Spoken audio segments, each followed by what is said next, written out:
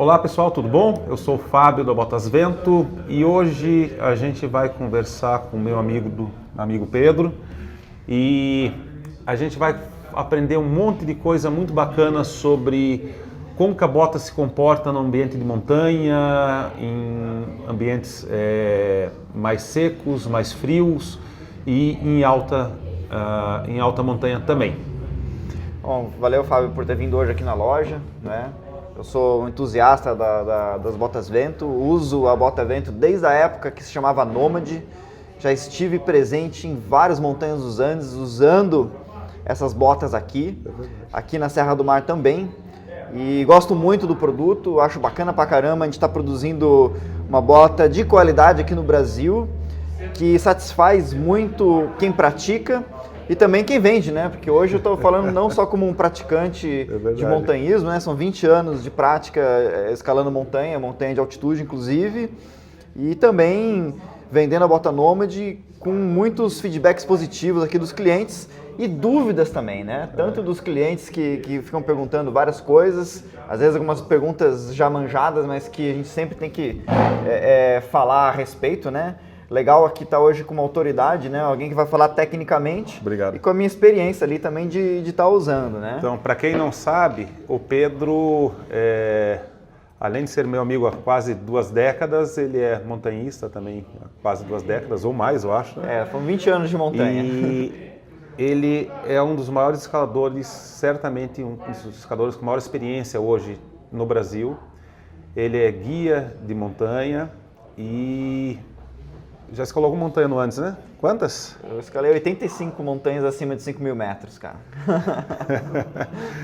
Ele provavelmente ele é a 4ª pessoa no mundo que mais fez cumes acima de 6.000 metros nos Andes. Então, eu acho que ele tem uma boa experiência, né? Uma boa bagagem para poder contar e informar a gente. E só para vocês entenderem como começou a ideia de a gente fazer esse bate-papo, eu ia gravar um vídeo falando sobre se as botas Vento poderiam ser usadas no frio. E aí eu fiquei com algumas dúvidas em relação a como que era o comportamento da bota em ambientes muito altos. E resolvi falar com o Pedro. Aí ele me deu uma aula tão bacana por WhatsApp que eu falei, porra Pedro, não vai dar, velho. Isso aqui vai ter que ser você que vai ter que contar pra gente, porque é muita coisa legal que você tem que ensinar pra gente, né? Então foi assim que surgiu a ideia de fazer esse vídeo. E aí eu quero começar, Pedro, justamente nesse ponto com você, tá? Uma das dúvidas muito comum que os nossos clientes têm é, se eu comprar uma Finisterre, se eu comprar uma Titan, eu posso usar na neve? Eu posso usar no frio? Tecnicamente, eu diria que se você olhar, analisar só calçado, eu diria que sim, você pode usar. Tanto é que o calçado passa por um ensaio no laboratório, nossas botas passam por um ensaio em laboratório, que testa a isolação do calçado ao frio. Como que é feito esse teste? O calçado é colocado dentro de uma câmara fria, essa câmara está a menos 20 graus, menos 22 graus, é colocado um conjunto de esferas metálicas no interior da bota, né? Um termômetro, um termômetro dentro dela. E essa bota é fechada, né, na altura do cano, então o frio fica só na parte de fora do calçado. E depois de 10 minutos, a temperatura não pode ter caído acima de 10 graus, tá? Se a bota passar por esse teste, ela recebe uma simbologia, uma certificação, que diz que a bota pode ser usada ao frio. Em geral, nossas botas, depois de 10 minutos expostas a menos 20, nessa condição do laboratório, elas caem em apenas 3 a 4 graus, ou seja, tem um excelente nível de isolação térmica. Agora, isso é no ambiente de laboratório. Na montanha é diferente? Bom, vamos lá, né? Então, quando eu falo num ambiente de frio extremo, eu posso dividir em 2 tipos de ambientes. Um ambiente de frio extremo, por exemplo, um Canadá no inverno, uma região Noruega num ambiente de inverno, tá? Até mesmo Sibéria, que você vai ter essa temperatura de menos 20, tá? E um ambiente com essa temperatura, mas em altitude, tá? Vamos falar assim, acima de 5.000 metros. Por exemplo, Aconcagua, por exemplo, Puno no Atacama. Então, vejam só, a temperatura é a mesma. O que muda as condições entre um ambiente em altitude próxima ao mar, esse exemplo Canadá e Sibéria, e em altitude elevada.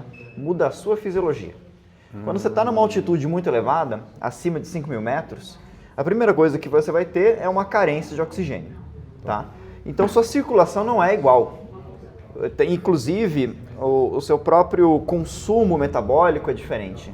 Acima de 5.500 metros, por exemplo, o seu gasto calórico para se manter nessa altitude, mesmo que esteja repousando, né, é muito mais elevado que aqui embaixo. Então, por exemplo, para você fazer uma digestão, para você manter sua temperatura estável, tudo isso você gasta muito mais energia, a um ponto que aquilo que você adquire de energia com os alimentos, com a absorção da energia dos alimentos, não é suficiente para você manter seu metabolismo normal. Então, o que acontece? Você está se definhando. Por isso que acima de 5.500 metros é chamado de zona da morte. O que acontece? As extremidades do corpo, acima dessa altitude, elas ficam muito vulneráveis. Como você tem uma dificuldade de circulação do sangue, a primeira coisa que vai acontecer é que nas extremidades, ou seja, nas mãos, nos pés e até mesmo, por exemplo, nos capilares mais finos do seu cérebro, você vai ter uma irrigação insuficiente. Isso é uma condição de hipóxia, por exemplo, no cérebro. Isso, com o longo do tempo, vai causar um problema que genericamente chama-se mal de altitude, mas que é um edema cerebral. Para os pés, o que vai acontecer? Você vai ter uma condição para você congelar os seus membros. Então, um déficit de circulação e uma temperatura extrema acaba fazendo com que você possa congelar o seu pé. É por isso que é mais comum você ter problemas de congelamento, de necrose por congelamento em alta montanha, em ambientes mais altos do que em ambientes com menor altitude? Exatamente. Num ambiente de menor altitude, vamos supor, uma Sibéria no inverno, né, que é um frio até maior do que num cume de uma montanha de 7.000 metros ou uma montanha de 6.000 metros. Tá? Você congela porque está frio. Ok? Agora, quando você está numa condição de altitude muito elevada, você congela porque está frio e também porque sua circulação é deficiente. Porque você também está em atividade física intensa e você também está desidratado. Tudo isso leva ao congelamento. Então, por exemplo, estava conversando com o Irivan Burda, né, que é um colega nosso que já escalou o Everest, né, e ele disse que quando estava fazendo o cume do Everest, ele dava uma respirada no oxigênio e parecia que o corpo dele aquecia. Né? E que provavelmente se ele não tivesse dado essas respiradas no oxigênio durante a sessão ao cume dele, ele poderia ter feito o cume sem oxigênio, mas ele acha que ele teria voltado com alguns membros a menos. Então, o congelamento ele é fisiológico também. Entendi. Tá? Então, por isso, assim, é uma dúvida muito comum, né? Os nossos clientes também perguntam isso. Isso não quer dizer que você não precisa usar uma bota dessas em montanha. Quando eu vou falar para escalar uma montanha, por exemplo, uma montanha famosa como a Concagua, você não chega diretamente na altitude. Você chega ali de carro na estrada, você desce com as coisas, tem uma aproximação até um acampamento base, e aí você vai usar nessa aproximação, diga-se passagem na Concagua, uma aproximação bem longa, né? São 30 e poucos quilômetros, você não vai usar uma bota de ascensão a cume, você vai usar uma bota dessa aqui que ela é muito mais confortável. Tá? Então assim, eu vou para Concagua, eu tenho que usar que tipo de bota? Cara, você vai usar uma bota dessa aqui para você fazer quase tudo.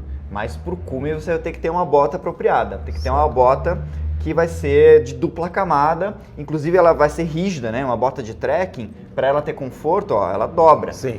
Né? Uma bota para você fazer um cume numa montanha, ela é rígida. Por quê? Porque o fabricante já entende que uma condição para uma temperatura tão extrema como essa, quase sempre você vai ter gelo. Então você tem que colocar o quê? Tem que colocar um crampon, que são aquelas pontas metálicas que você coloca aqui embaixo da bota, que vai fazer com que você não escorregue no gelo. Né? Então são botas preparadas para esse ambiente por completo, tanto para aguentar o frio, quanto para o ambiente de gelo. Tá?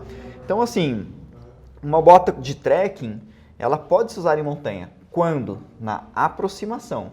Tá? Até mesmo você pode usar uma bota dessas em uma montanha de altitude de 5.000 metros, por exemplo, que tem as montanhas de 5.000 metros na região de São Pedro Atacama, por exemplo. Há uma montanha que faz ali uma temperatura, durante a época mais apropriada, por volta de 0 grau, não é uma temperatura extrema, é uma montanha seca. Ela fica muito próximo ao Trópico de Capricórnio, uma região desértica, e não tem neve. Nesse tipo de condição, sendo prudente, sabendo que o tempo vai estar bom, é possível fazer cume com uma bota de trekking. Claro, né? Não vou falar para vocês irem lá e escalar tudo com uma bota de trekking porque é uma região traiçoeira. Certo. Você tem que saber o tempo se ele vai permanecer bom ou não. Né? Porque é uma região que do dia para a noite pode dar uma nevasca e aí você tá ferrado. Então, na dúvida, melhor não, tá, pessoal? Tá. Então, hoje eu acho que você tirou uma grande dúvida que eu tenho, porque eu já peguei na Alemanha, na Europa, já peguei menos 15, mesmo em montanha, eu nunca fiz alta montanha, mas né, você sabe que eu gosto bastante de montanha, já peguei bastante frio em montanhas mais baixas, né? E frios que eu já li relatos sobre Everest, sobre algumas montanhas onde pessoas naquela mesma temperatura haviam congelado o membro.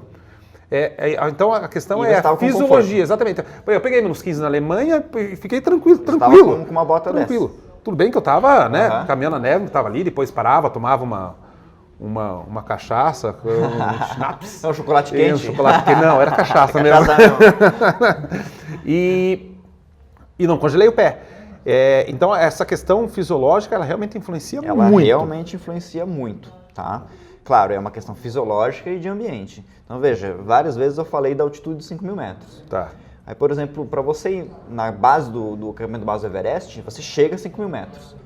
Preciso ir para a base do acampamento do Everest com uma bota dupla, uma bota rígida, né? Aliás, pessoal... Você tem uma para mostrar para nós aí? Tenho para mostrar aqui, ó.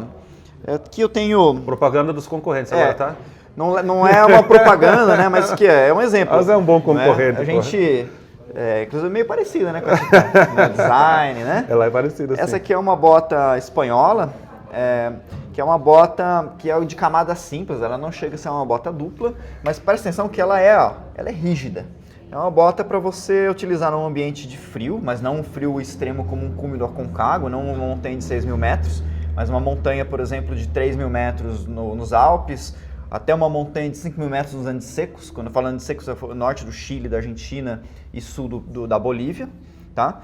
Então você tem aqui a possibilidade de colocar o crampon, porque ela é rígida, tá. E ela vai aguentar uma temperatura não ali extrema como de grande altitude, mas é para um ambiente desses. Então você vai tendo um upgrade, né? Acima dessa aqui, ó, já tem uma bota mais rígida e mais robusta. Ela vai aguentar uma temperatura mais elevada. Uma bota dessa aqui, no mesmo fabricante, ela serve para você escalar uma montanha até 6.000 metros. Certo. Né? A diferença é que você vai ficar menos exposto a uma temperatura mais baixa do que essa outra bota aqui. Veja só, Fábio, isso aqui é uma bota de plástico. Certo. Essa já é uma bota dupla, tá? Ela tem uma proteção de plástico por fora e por dentro ela tem aquilo que a gente chama de inner, tá? Parece uma bota de piloto de Fórmula 1. Ela parece um patins. Parece um patins. Parece um patins, tá? né? Tipo aquelas botas de patins. E isso aqui já é uma bota que o pessoal usa para escalar o Aconcagua. Tá. Evidentemente que uma bota dessa aqui, cara, ela não tem conforto nenhum, não é? Ela é muito desconfortável. Ela é reta, você vê que ela não dobra nada, ela é completamente rígida. Então, inclusive, o uso prolongado de botas como essa, ela causa fascite plantar. Sim. Né, sim. que é uma enfermidade que dá na planta do pé, que causa uma dor horrível. Né? Então, por que eu falo que uma Aconcagua você tem que ter uma bota de trekking? Você tem que fazer aproximação com uma bota confortável. Se você caminhasse com uma bota dessa aqui no pé, você ia chegar na base da montanha destruído. E não ia conseguir escalar a montanha de tanta dor. Né?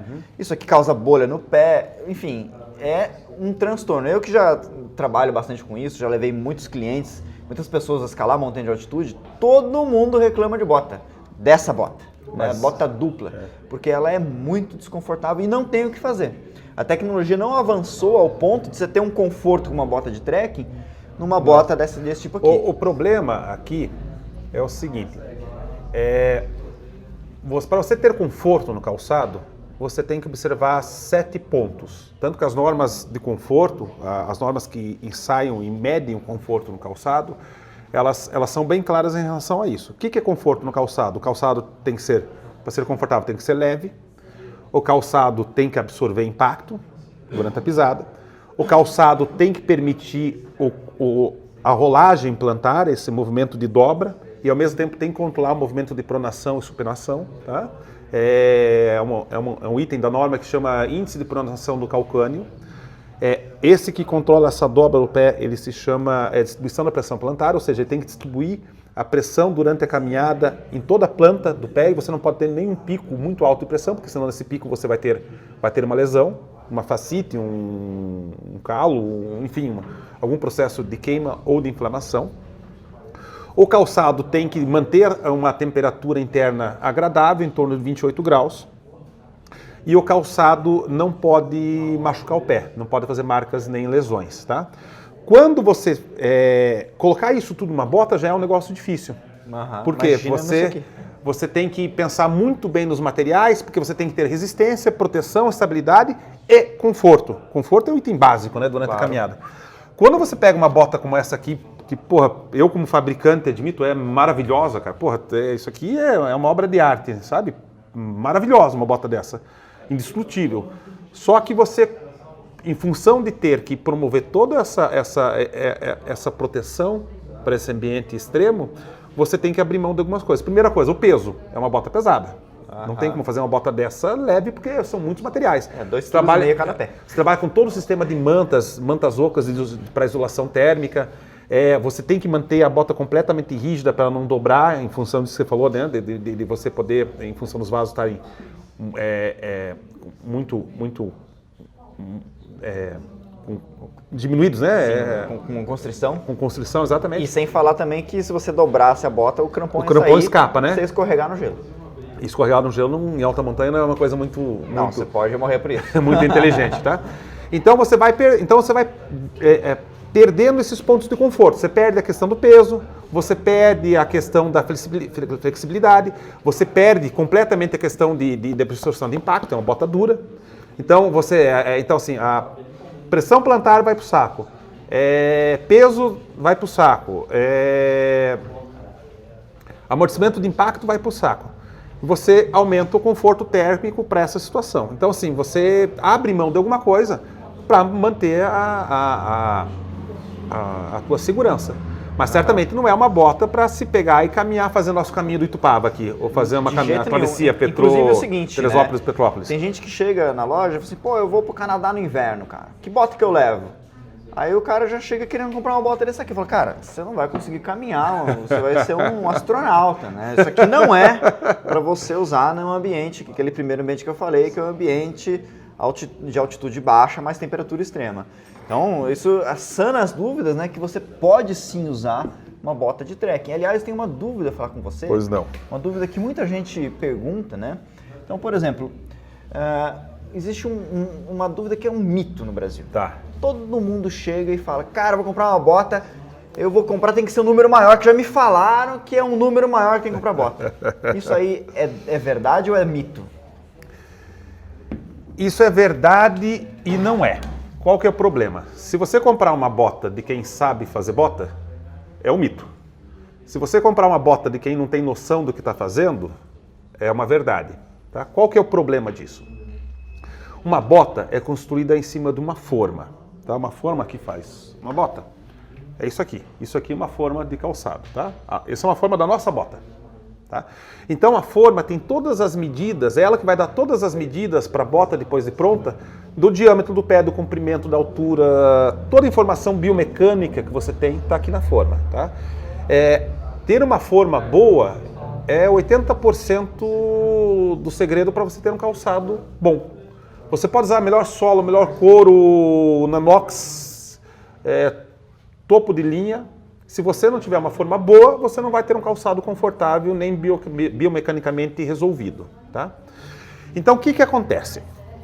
No Brasil, até muito pouco tempo atrás, todo o calçado que a gente fazia, basicamente, era feito para exportação. Então, a gente vendia muito calçado para o mercado norte-americano, muito calçado para o mercado europeu. Né? Lembre que o Brasil já foi o segundo maior fabricante de calçado do mundo.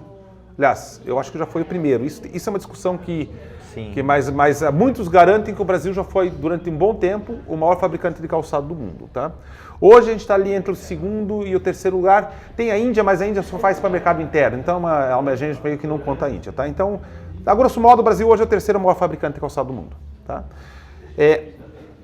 No passado, até muito pouco tempo atrás, basicamente toda a nossa produção era para mercado externo. Tá? Ainda a gente exporta muito calçado, mas hoje a gente não exporta mais tanto, infelizmente. E aí as botas no Brasil eram então, bem assim, ruins, né? quando você faz forma para fazer um sapato, isso aqui é um desenvolvimento caro. Você faz a forma, depois faz toda a modelagem do calçado, depois faz todo o navalhamento, tem todo um processo do calçado. Para mudar uma forma é um processo demorado e caro. Tá? Então o que o pessoal fazia? Pegava uma forma, feita essa forma aqui a gente faz a bota para os Estados Unidos, essa forma aqui a gente faz a bota para os alemão. Pegava essa forma e fazia a bota para cá e tacava aqui dentro. Mas o pé do alemão, o pé do norte-americano não é igual ao pé do brasileiro. Tá? Tem um estudo maravilhoso da doutora Eliana, que ela fez o mapeamento dos pés do brasileiro. Ela pegou um scanner, um foot scanner 3D e saiu escaneando o pé de gente no Brasil. Então foi primeiro aqui para o litoral norte e o litoral sul de São Paulo, litoral norte do Paraná, sul de São Paulo, para pegar o pé do caiçara, que é o pé mais parecido que a gente tem com o pé do português que veio para cá. Foi para Quirambola pegar pé dos negros, né, que são os mais parecidos com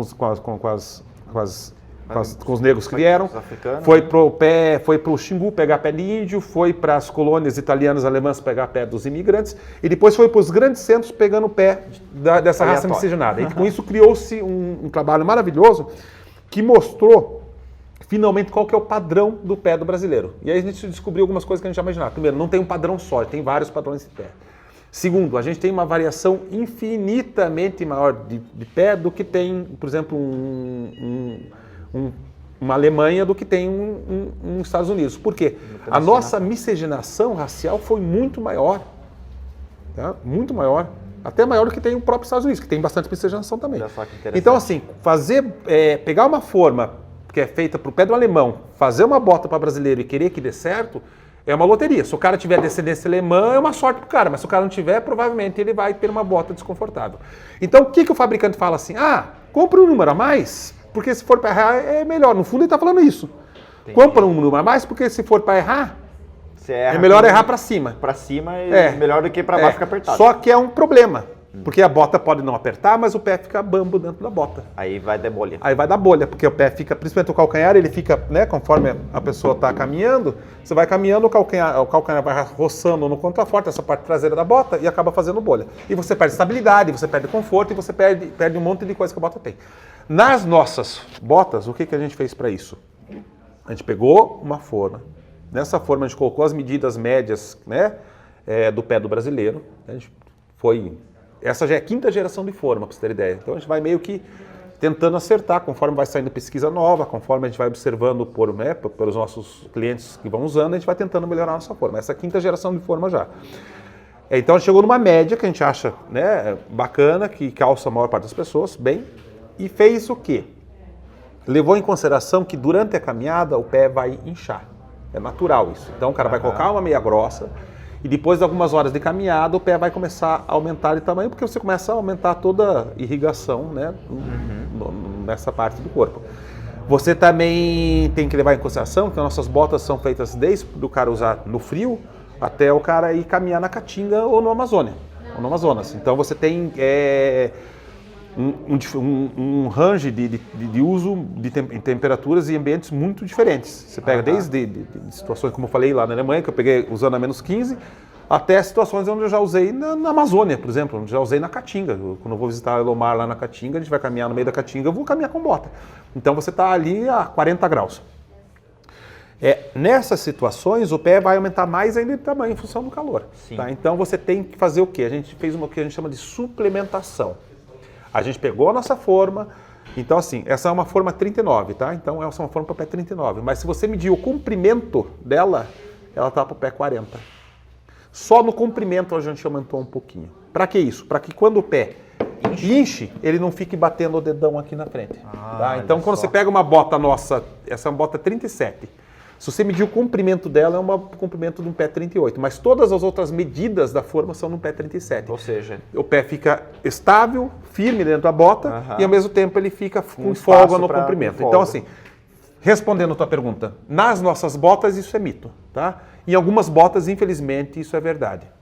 Então, ou seja, num ambiente de calor, quando o pé inchou, ele vai ter espaço. Vai ter espaço. Num ambiente de frio, que você tem que usar uma meia muito grossa, vai ter ele espaço. Vai ter Exatamente. Espaço. Então, assim, em 99% dos casos, 98% dos casos, se o cliente usa uma bota, um tênis 39, um sapato 39, a nossa bota 39 vai servir bem. Eventualmente, aí se o cara tem um pé muito diferente, às vezes daí o cara vai ter que provar, tá? Ou seja, isso aí responde 90% das dúvidas de quem escreve pra gente aqui na loja. Essa é uma dúvida bem comum que ele tem lá no site também. Tem uma outra dúvida, Fábio. Quando eu comecei a subir montanha, há 20 anos atrás, o pessoal usava muito coturno militar.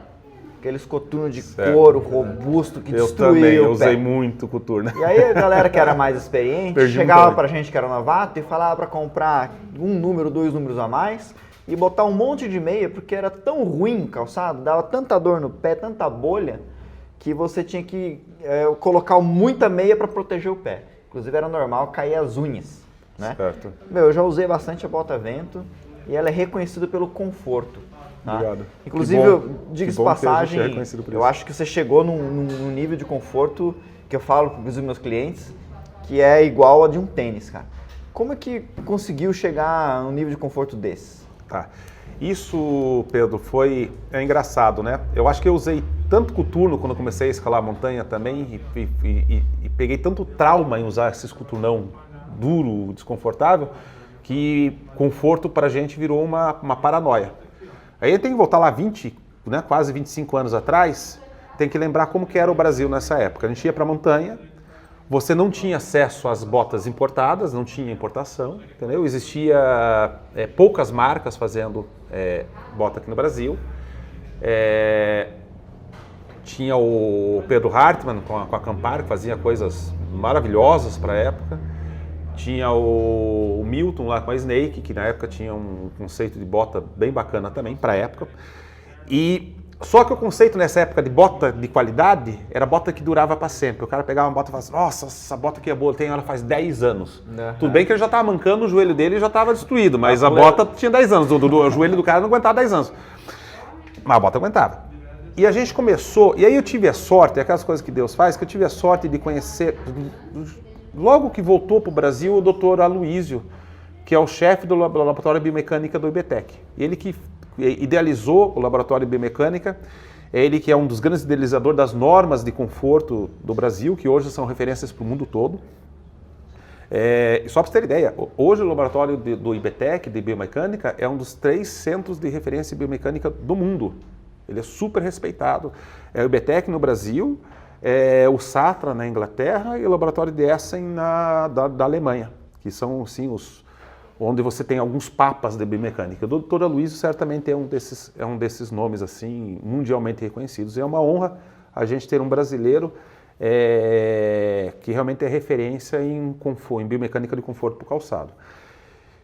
Eu tive a sorte e o prazer de conhecer o Dr. Aloísio, com quem eu fiz boa amizade, e lá atrás ele falou, Fábio, vocês têm que se preocupar muito com conforto, porque conforto, você faz calçado de performance, uma bota de montanha, uma bota militar é um calçado de performance, e não tem performance sem conforto. Eu lembro certinho o dia que ele me falou isso tem muitos anos, muitos anos. Eu tinha cabelo, eu era cabeludo, então para isso tem noção quantos anos isso faz. E isso vem de encontro com o que a gente sempre pensava, puta, a gente tem que fazer bota confortável, gente. E daí ele começou, né, a gente trocando, quando ele começou a nos dar algumas dicas, a gente também foi errando, acertando, e começou a fazer botas mais leves. Na época as botas eram assim, você ia nas lojas, não sei se você lembra, tinha uma bota cortada que mostrava a camada, tinha 20 materiais na bota. Quando a gente começou a vender a nossa bota para os lojistas, eu falava, Fábio, manda uma bota cortada para a gente mostrar os materiais, tem dentro. Eu falei, cara, mas se eu cortar uma bota nossa, não vai ter muita camada, porque o nosso trabalho está sendo cada vez mais tirar coisa de dentro da bota e não colocar coisa dentro de bota. Se você pegar uma bota dessa aqui e cortar, aliás, eu fiz isso, se você pegar uma bota dessa aqui e cortar, vai ter o Nanox, vai ter a membrana, vai ter o forro e acabou.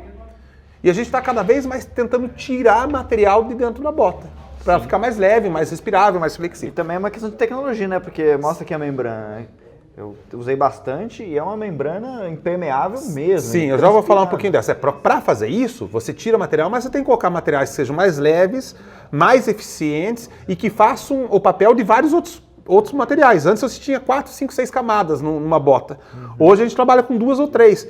E a nossa meta é chegar numa. Não sei se vai ser possível, mas para isso vai ter que ter muito desenvolvimento tecnológico.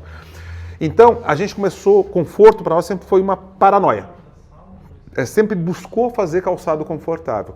Só que lá no começo, quando a gente chegou com as primeiras botas mais leves, as botas eram duras, o pessoal se baseava nas botas de montanha. Isso aqui, as botas, o pessoal se baseava nisso aqui lá atrás. Porque era a referência que a gente tinha para calçado no Brasil, a gente se baseava nas boas marcas europeias. Quando a gente começou a fazer calçado flexível, calçado mais leve, ou com menos materiais, o pessoal pegava a mão e falava, mas isso aqui não presta, cara, isso aqui não. Porque o conceito de qualidade não era conforto, o conceito de qualidade era resistência. E o pessoal pegava isso aqui e falava, mas isso aqui não vai ser tão durável quanto isso aqui. E realmente. Isso aqui é... Isso é um tanque de guerra, isso é indiscutível. Né? Você coloca um couro aí com 2.4, 2.6 milímetros, coloca uma camada interna de EVA para dar estrutura, faz uma sola que não dobra, o material não flexiona, a bota vai durar muito mais tempo, é óbvio. E a gente veio tentando mudar esse conceito.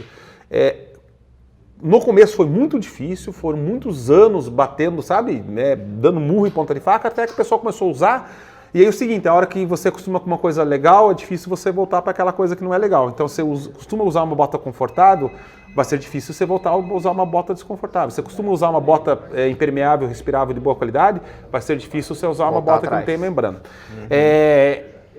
E depois, atrás da gente, eu acho que as outras marcas perceberam que tinham perdido o mercado e perceberam essa importância de se pensar em conforto e começaram a vir também atrás. Mas é uma honra pra gente, porque isso eu não tenho pudor de dizer não. No mercado de montanha, no mercado militar, foi a Nomad e foi a Vento, né, que agora é Vento, que promoveu essa mudança. Foi nós que encabeçamos essa mudança, sem dúvida nenhuma. Aliás, nisso a gente acaba quebrando dois mitos, né? O mito de um número maior e o mito de que a bota tem que ser desconfortável. Não, a bota não tem que ser desconfortável. Não é normal, gente, não é normal, pelo amor de Deus. Eu já vejo, às vezes, o pessoal escrever nos fóruns, eu tenho que comprar bota antes para a bota maciar, é normal a bota... Cara, pelo amor de Deus, gente. Você comprar, o fabricante que fala que tem que amaciar um calçado que é normal, o calçado machucar no começo, é no mínimo um mau caráter, que é um cara que não sabe fazer calçado e que é um mau caráter, que está jogando a culpa dele não saber fazer calçado para o cliente dele. Não é normal fazer bolha, não é normal a bota ser desconfortável no começo, pelo amor de Deus. A bota não tem que lacear. Claro, é importante, você vai fazer uma caminhada, fazer uma viagem, uma expedição, é importante você comprar a bota com antecedência para ver se ela não está apertando, para ver se a bota não tem nenhum defeito, para ver se você comprou o número certo para você, entendeu? Mas não porque a bota tem que amaciar, pelo amor de Deus, gente, pelo amor de Deus, não façam isso. Agora, uma outra coisa, cara, que eu queria também fazer um parênteses aqui, chamar a atenção, né, que a gente não falou ainda, o solado. O solado que você está usando teve toda uma evolução. Hoje a gente usa bastante solado aqui na Serra do Mar, que é um ambiente traiçoeiro, de muita umidade, e com rocha muito escorregadia, e ele é muito elogiado, porque muita gente faz, por exemplo, o Caminho do Tupava, que é uma trilha histórica que temos aqui no Paraná. Maravilhosa, gente, vale a pena fazer. É uma trilha que é semelhante com a Trilha do Ouro, que tem em São Paulo, um caminho colonial calçado com rocha, na meia da Serra do Mar. Então você imagina o limo que tem e a quantidade de tombo que o pessoal leva. E o pessoal se gaba de conseguir fazer o Caminho do Tupava inteiro sem cair usando essa bota aqui. Como é que você chegou a escolher esse solado? Como que é o nome dele? Qual que é as propriedades que ele tem? Primeira coisa, eu acho que o cara que fala que faz o caminho inteiro sem cair nenhuma vez é meio pescador. Eu nunca consegui. Você vê que o negócio ele pode conseguir cair menos com a nossa bota, mas um tombinho é normal, tá, gente? Mas é um ambiente brasileiro, né? Que é úmido, tem sabão pra caramba, né? A Itupá é uma trilha bacana. Eu acho que eu já fiz ela centenas de vezes e toda vez que eu faço, eu me encanto com ela. É muito bacana. Quem não fez, faça.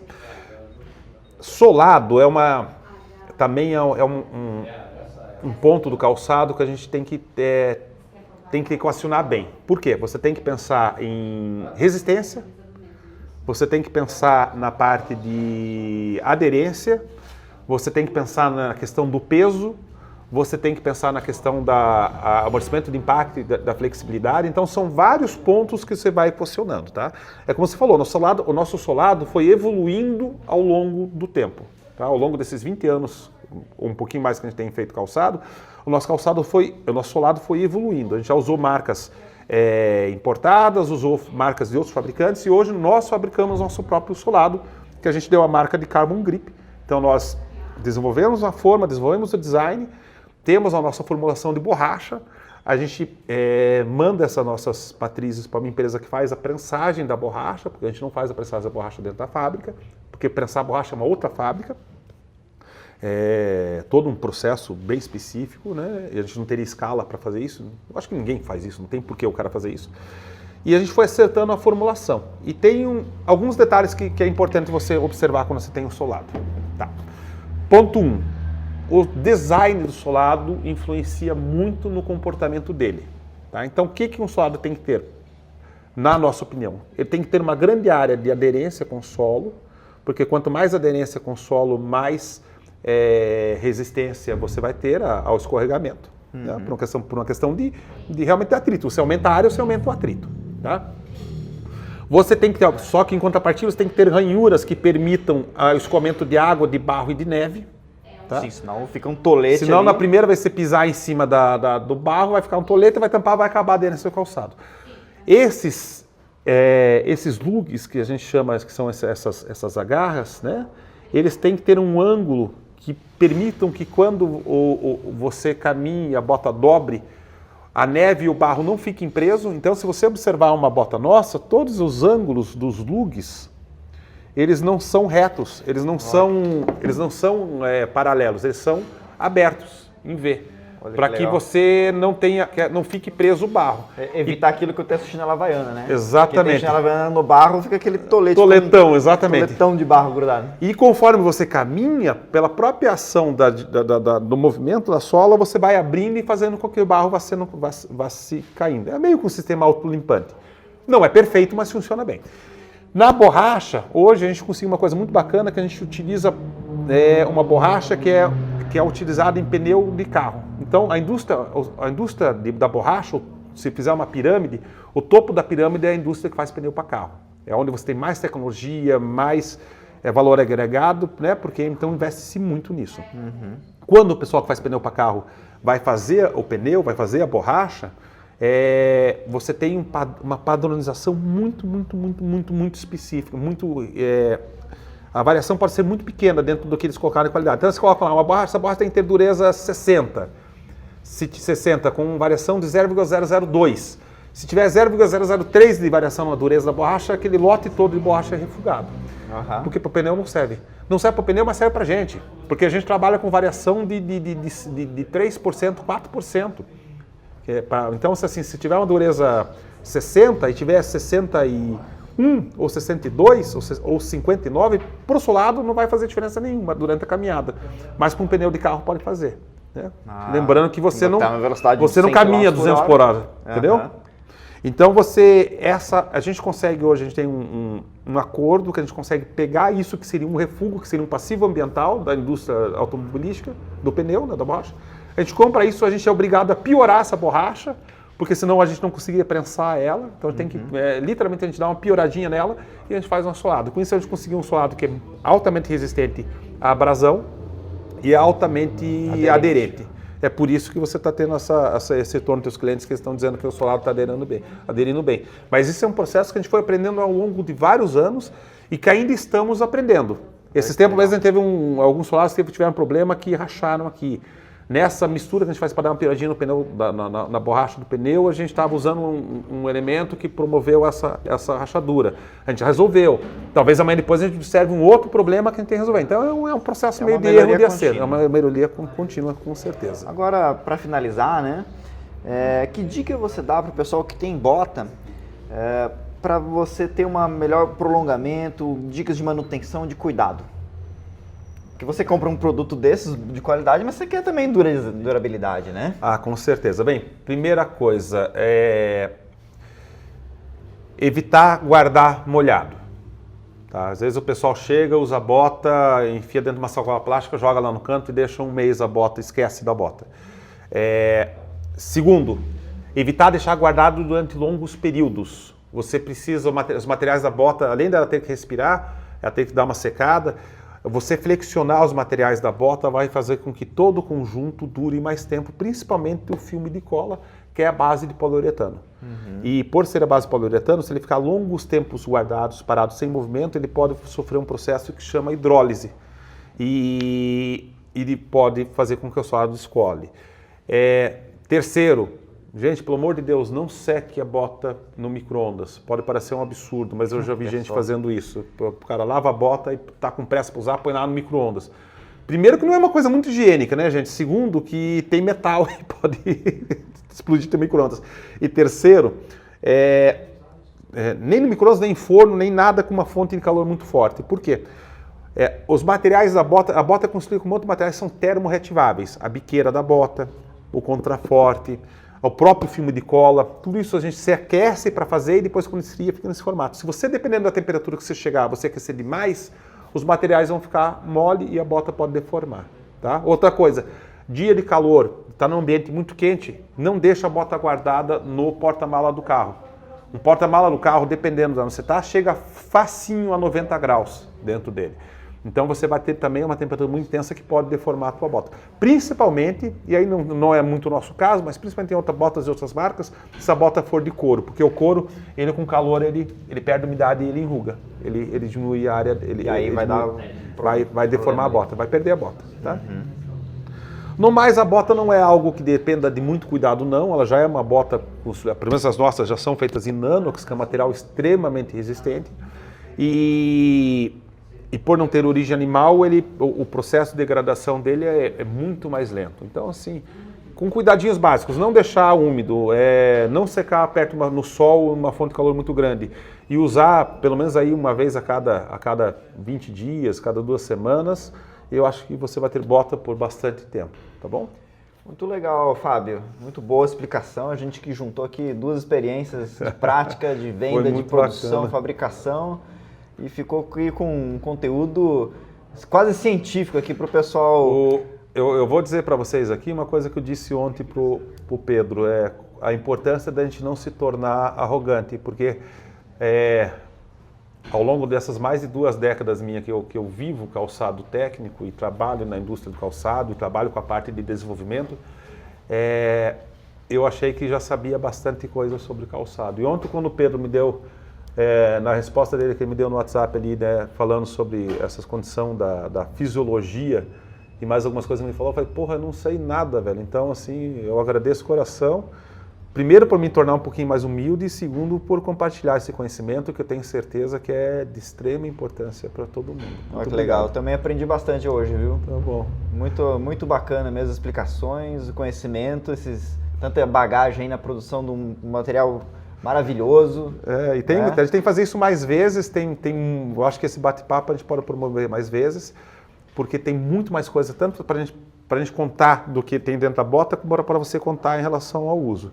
Pessoal, o Pedro aqui acabou, acho que não falando, o Pedro trabalha na Alta Montanha, que é certamente uma das lojas mais sérias e mais técnicas que a gente tem no Brasil. Tá? Eu acho que é a loja mais técnica, eu não sei se tem uma loja que tem tanta gente com tanto know-how em relação ao ambiente de montanha. Então, assim, sugiro, quando vocês puderem conhecer, venham conhecer, estão com uma loja nova que está ficando maravilhosa, mudaram esse final de semana. Ainda está aqui experimental, né? Mas estamos... E... A loja nova que eu digo é a loja física, né? Que está saindo do outro lugar, né? Mas a loja já tem bastante tempo. Também, né? E quando tiverem dúvidas, perguntem aqui para o Pedro, perguntem para o pessoal aqui da Alta Montanha, que podem ter certeza que eles têm um nível de conhecimento realmente impressionante. Tá joia? Bom, gente, agradeço aqui a sua presença, agradeço toda essa aula que a gente teve hoje. Realmente isso vem a complementar muito com aquela nossa experiência da prática, né? Experiência também da dúvida que os clientes chegam para a gente, tá? Gostei bastante de ter participado desse vídeo e espero que tenha mais. Então, beleza, certamente. Então, valeu, obrigado, Pedrão. Um abraço. Obrigado, até mais. Falou, pessoal. Um abraço. Até mais. E não esqueçam de curtir aqui o vídeo, de seguir aqui as novidades do canal das Botas Vento, tá? Sempre vai ter vídeos novos aí falando dos produtos, tecnologia, né? Um produto muito bacana, um custo-benefício excelente para todo mundo que faz trilha, todo mundo que gosta também de usar esse tipo de produto, que você não precisa só usar na trilha, né, cara? Você veja uma bota tão bonita como essa, dá para você usar tranquilamente na cidade. Tranquilamente. Né? Então é isso aí, pessoal. Até o próximo vídeo. Um abraço.